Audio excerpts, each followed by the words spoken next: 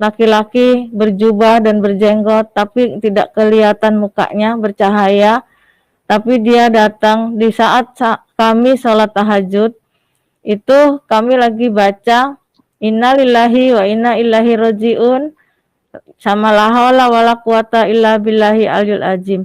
Innalillahi itu asal dari Allah, kembali kepada Allah.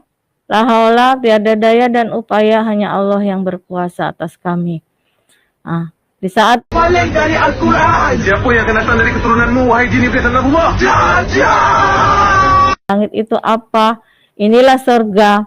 Kan saya belum mati kok udah dibawa ke surga.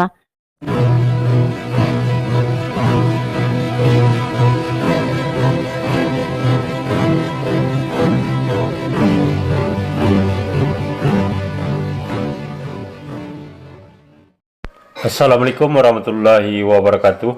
Alhamdulillahirabbil alamin, wassalatu wassalamu ala asyrafil anbiya'i wal mursalin wa ala alihi wasahbihi ajmain, amma ba'du. Puji syukur kehadirat Allah Subhanahu wa taala karena kita masih diberi waktu dan kesempatan berjumpa kembali melalui channel Salam Satu Akidah. Semoga kita semua dirahmati Allah dan diberi kekuatan serta keteguhan hati di dalam iman Islam untuk terus meningkatkan iman serta ketakwaan kita kepada Allah Subhanahu wa taala. Baiklah saudara semuanya, pada kesempatan kali ini saya akan menampilkan sebuah cuplikan video seorang yang mengaku murtadin ya, yang ditampilkan oleh si Ucup di channel dia. Dan orang ini adalah seorang ibu-ibu ya yang mengaku murtad. Namun yang pastinya siapapun dia, kalau sudah mengingkari Allah Subhanahu wa taala, Rasulullah sallallahu alaihi wasallam dan kitab suci Al-Qur'an, maka itu dipastikan tempat mereka adalah neraka jahanam. Dan yang perlu kita simak di sini adalah cerita atau pengakuan dari si ibu ini, kenapa dia menjadi murtad. Dan tentunya itu bagi kita tidak akan menjadi pengaruh ya terhadap keimanan serta akidah kita sebagai umat muslim, dan tidak lebih, ini hanyalah untuk hiburan bagi kita semuanya umat muslim. Karena yang diceritakan di sini adalah pengalaman pribadi, namun itu sangat tidak mungkin untuk dibuktikan ya, karena berdasarkan mimpi bertemu Tuhan, kemudian mendengar suara Tuhan, melihat Tuhan, nah kemudian juga melihat cahaya. Nah kesemuanya tersebut tidak bisa dibuktikan secara ilmiah, walaupun oleh seorang yang sangat jenius atau ahli fisika sekalipun tidak bisa memastikan sesuatu yang diceritakan itu adalah benar adanya. Nah, bagaimana cerita ibu ini, kita akan simak bersama. Selamat menyaksikan.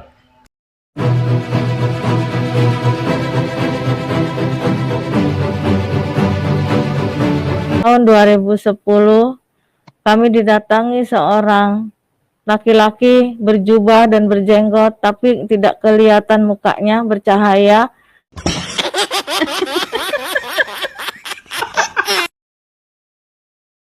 Tapi dia datang di saat kami sholat tahajud. Itu kami lagi baca innalillahi wa inna ilaihi rajiun, sama la haula wala quwata illa billahi aliyul azim. Innalillahi itu asal dari Allah, kembali kepada Allah.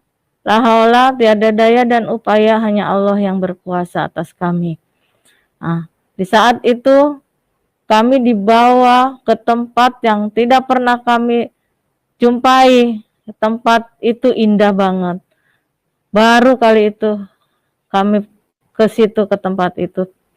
Terus kami bertanya kepada mereka, ternyata kami berbahaya. di mana? Katanya dia bilang, kamu ada di langit. Langit itu apa? Inilah surga. Kan saya belum mati kok udah dibawa ke surga. Biar kamu tahu, jawabnya seperti itu. Akhirnya kami dipersiapkan makanan sebanyak mungkin. Akhirnya tapi kami belum bisa makan karena pikir kami itu makanan untuk orang-orang yang intelek kan, orang-orang penting. Kami siapa? Tapi tidak terkunjung datang orang-orang pentingnya. Saya bertanya lagi, mana orang yang itu tuh belum datang juga? Dia bilang, kamu, saya nggak merasa orang penting karena saya itu orang biasa. Aku bilang gitu. Iya, kamu ya dijadikan di sini tamu agung.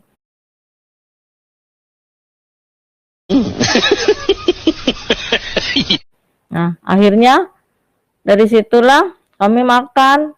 Sesudah makan kami minta diantar pulang karena kami meninggalkan suami dan anak-anak. Dari situlah dia bilang sebentar tunggu, kami disediakan oleh-oleh anggur merah dan anggur hijau.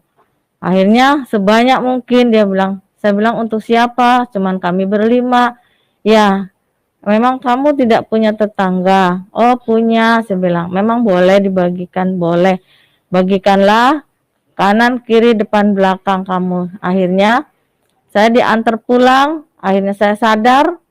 Dari situ saya kaget. Pagi-pagi saya bilang sama papanya, Pak, Mama tuh kok ngimpinya aneh banget. Mama dibawa ke surga. Tapinya dibilang ke langit, tapi terusnya surga. Emang sih indah, tapi ya nggak tahulah. Pikir Mama ngimpi Tambah apa hari gimana, tambah ketiduran bodoh, kali bohong lagi terus. baca tasbih itu. Logika-logika yang gitu. mampet yang Ya udahlah, dibodohin nggak sama usah setan, dipikirin. pertanyakan diri. Nah akhirnya dari situ, di saat itu di tahun 2010 memang saya sudah sakit pendarahan sama perut saya gendut kayak bulannya. Tapi sudah ke dokter, ke tabib, kemanapun, saya tidak sembuh. Tapi di tahun 2011 pertengahan dia datang kembali, yaitu bawa kami ke surga itu. Nah terus itu bukan Yesus yang kita sembah, itu jin Yesus. Anda itu keliru. dari situlah dia bicara kepada kami di tahun 2012 datang kembali. Akhirnya dia bicara, kamu temuin seorang hamba, kamu temuin seorang hamba Tuhan, kamu temuin seorang hamba Tuhan. Saya bilang yang sama namanya, tapi 3 hamba Tuhan sama. Saya bingung lagi, aduh kemana ya? Akhirnya dari situlah terus kami di saat malam Senin itu mimpi seperti itu. Hari Senin sore mau sholat maghrib, saya nggak mau sholat maghrib lagi, kata saya. Saya nggak mau sholat lagi, saya mau jadi orang Kristen aja. Nah terus akhirnya itu perut saya yang gendut akhirnya sembuh total dan pendarahan pun nggak keluar lagi. Nah di situ di tahun 2012 akhirnya saya terimalah Tuhan Yesus. Tapi Mbak itu jin Yesus, Anda itu keliru. Mbak itu jin Yesus, Anda itu keliru. belum sempat ini, saya datang ke orang Kristen, Bu, gimana sih kalau jadi orang Kristen, datangnya ke siapa, terus ke gereja mana, biar saya bisa ini jadi orang Kristen. Saya malah diketawain akhirnya. Terus bener Ibu, saya mau jadi orang Kristen, lihat tuh perut saya udah kempes, saya udah nggak pendarahan lagi. Bener apa bohong? Bener Bu, saya bilang gitu. Oh ya udah, kalau memang kamu benar-benar, nanti aku telepon ke gereja untuk datang hamba Tuhan. Nah, hamba Tuhan pertama, ya saya memang diteguhkan, terus saya terima Tuhan berlima, suami saya, anak saya 3, tapi yang 2 anak cewek sama suami saya, aku nggak mau, belum siap, ya udah.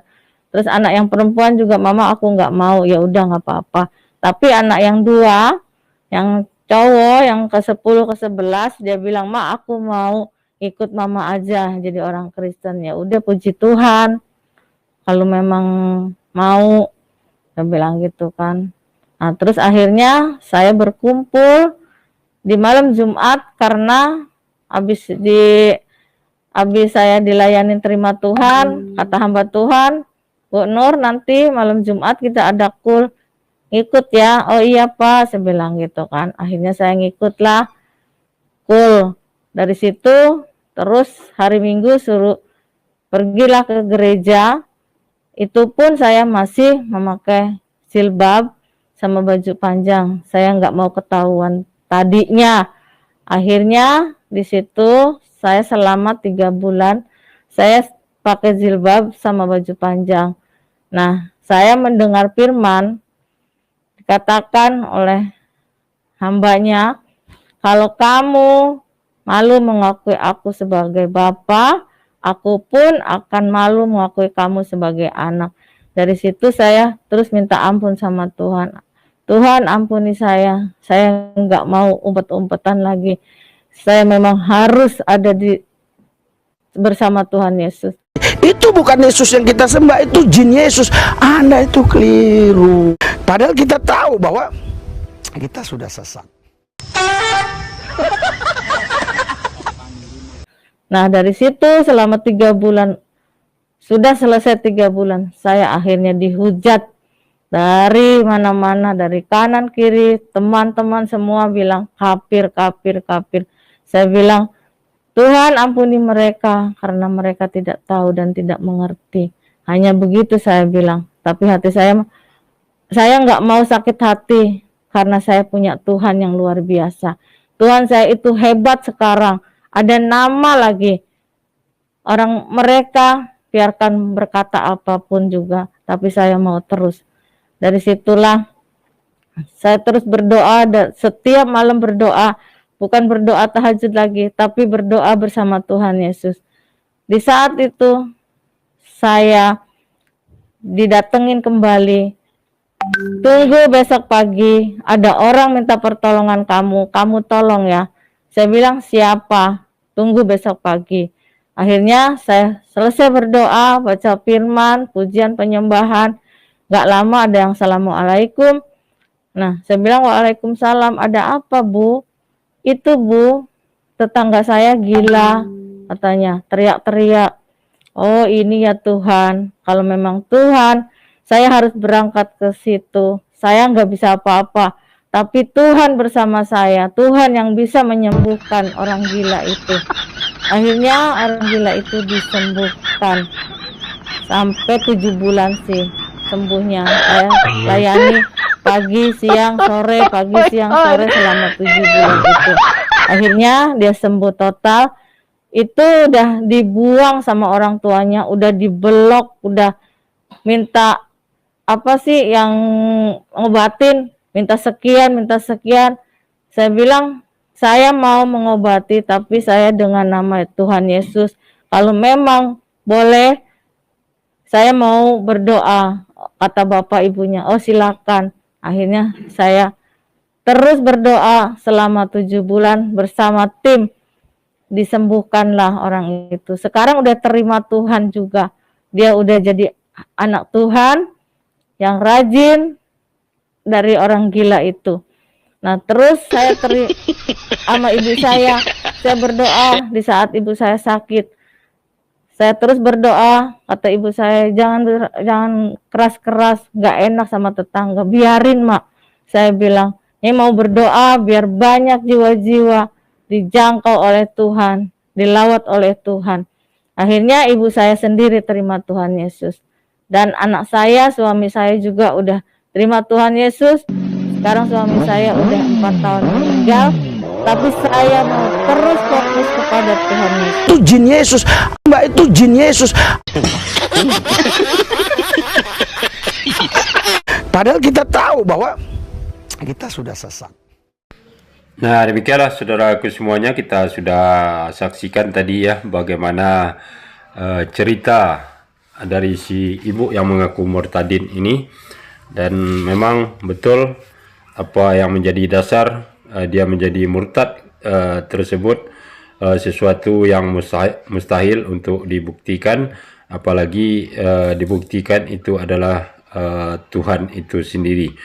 Nah, poin yang dapat kita ambil dari ceritanya tersebut, bahwa kita mengetahui bagaimana cara Allah Subhanahu wa taala untuk menyesatkan seseorang ya.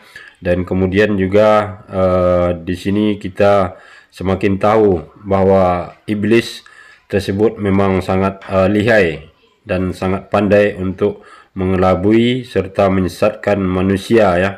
Karena memang pada dasarnya manusia itu sangat lemah, apalagi orang yang imannya sangat tipis dan tidak mengetahui atau kurang pengetahuan tentang bagaimana kekuatan atau kemampuan iblis itu sendiri untuk menyesatkan setiap manusia yang dianggapnya lemah iman terhadap Allah Subhanahu wa taala. Nah, demikianlah saudaraku semuanya, mudah-mudahan kita terhindar dari hal-hal yang menyesatkan seperti ini, dan semoga kita tetap dilindungi serta dibimbing oleh Allah Subhanahu wa taala di jalan yang benar. Terima kasih atas perhatiannya. Assalamualaikum warahmatullahi wabarakatuh.